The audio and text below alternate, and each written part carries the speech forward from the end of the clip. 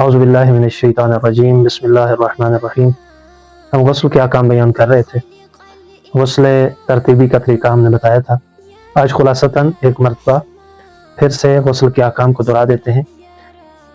بعض اوقات حکم خداوند متعال کو انجام دینے کے لیے، نماز وغیرہ کو انجام دینے کے لیے انسان کو تمام بدن کو دھونا ضروری ہو جاتا ہے۔ اس کو غسل کہتے ہیں، اور واجب غسل ٹوٹل 7 ہیں۔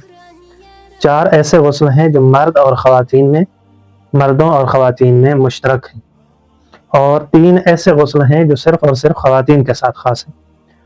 4 غسل جو مرد اور خواتین دونوں کے ساتھ مخصوص ہیں، دونوں میں ہوتے ہیں، دونوں کے لیے ہوتے ہیں۔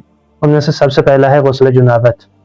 جب مرد یا خاتون مجنب ہو جاتی ہے، اس پر جنابت کا غسل واجب ہو جاتا ہے، تو اسے غسل کرنا چاہیے۔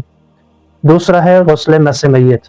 چاہے مرد چاہے عورت کسی مردہ کے جسم کو اس کے ٹھنڈا ہونے کے بعد اور غسل دینے سے پہلے ڈائریکٹ اس کے بدن کو مس کر لے تو اس کے اوپر غسل واجب ہو جاتا ہے۔ تیسرا ہے غسل میت۔ چاہے مرد اس دنیا سے چلا جائے یا خاتون اس دنیا سے چلی جائے، جب وہ مر جاتا ہے تو اس کو غسل دینا واجب ہو جاتا ہے۔ آخری ہے، چوتھا غسل ہے غسل نظر، منت اور قسم۔ کسی نے منت مانی ہے کہ میرا فلاں کام ہو جائے تو میں غسل کروں گا، اب اس کا وہ کام ہو گیا ہے تو اسے غسل کرنا واجب ہو گیا ہے۔ اسی طرح کسی نے قسم کھائی تھی کہ میرا فلاں کام ہو گیا تو میں غسل کروں گا، تو اس کے اوپر بھی غسل واجب ہے۔ یہ 4 غسل تھے جو مرد اور خاتون دونوں کے ساتھ، دونوں میں مشترک ہیں۔ لیکن 3 غسل ایسے ہیں جو صرف اور صرف خاتون کے ساتھ خاص ہیں، اور وہ ہیں، سب سے پہلے غسل حیض۔ جس طرح ہر ماہ خاتون کو خون آتا ہے، ماہواری کا خون، جیسے ہی خون رکے گا خاتون کے اوپر غسل کرنا واجب ہوگا، اور اس کی باقی عبادات جو ہے وہ اس کو انجام دینا بھی اس کے اوپر واجب ہو جائے گا۔ دوسرا ہے غسل نفاس۔ خاتون جب بچے کو جنم دیتی ہے تو اس کے بعد جو خون آتا ہے اس کو خون نفاس کہتے ہیں، اور خون نفاس کم سے کم 1 لحظہ اور زیادہ سے زیادہ 10 دن کا ہوتا ہے۔ خون نفاس کے رکنے کے فوراً بعد بھی خاتون کے اوپر غسل واجب ہو جاتا ہے۔ تیسرا ہے استحاضہ کا خون۔ استحاضہ کی 3 اقسام ہیں، اس کے احکام زیادہ ہیں جو انشاءاللہ ہم آنے والی ویڈیوز میں بیان فرمائیں گے۔ تو یہ تھے غسل۔ اب اگر غسل کے احکام، جو شخص جس کے اوپر غسل واجب ہوتا ہے اس کے کیا احکام ہیں، اس کو کیا کرنا چاہیے۔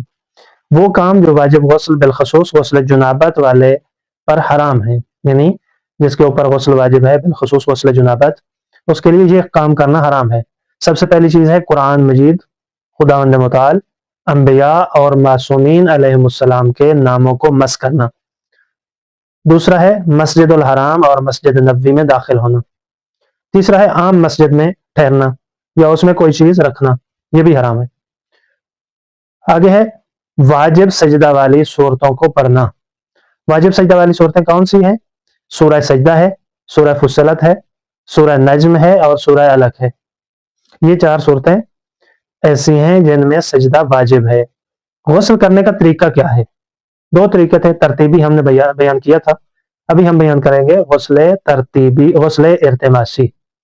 غسل ترتیبی میں یہ تھا کہ سب سے پہلے نیت کرنی تھی، نیت کرنے کے بعد اگر بدن نجس تھا تو اس کو پاک کرنا تھا، پاک کرنے کے بعد سر اور گردن کو دھونا تھا، اس کے بعد دائیں حصے کو دھونا تھا، پھر بائیں حصے کو دھونا تھا۔ لیکن غسل ارتماسی میں یہ ہے کہ نیت کے بعد یا ایک ہی دفعہ میں اپنے آپ کو نیچے پانی میں لے جائے اور پھر اوپر آ جائے، یا آہستہ آہستہ اپنے آپ کو پانی میں لے جائے اور پھر آہستہ آہستہ اوپر آ جائے۔ اسی طرح یا پانی کے نیچے تھا اسی نیت سے کہ میں غسل کرنے لگا ہوں، اور اپنے بدن کو حرکت دی جس کی وجہ سے اس کے تمام بدن تک پانی پہنچ گیا، تو اس کا غسل کافی ہے، اس کے لیے یہی غسل ہے۔ غسل صحیح ہونے کی شرائط، یہ انشاءاللہ ہم آنے والی ویڈیو میں بیان کریں گے کہ غسل جو صحیح ہوتا ہے اس کی شرائط کیا ہیں، جو صحیح غسل ہے اس کے لیے کیا شرائط ہیں۔ والسلام علیکم ورحمۃ اللہ وبرکاتہ۔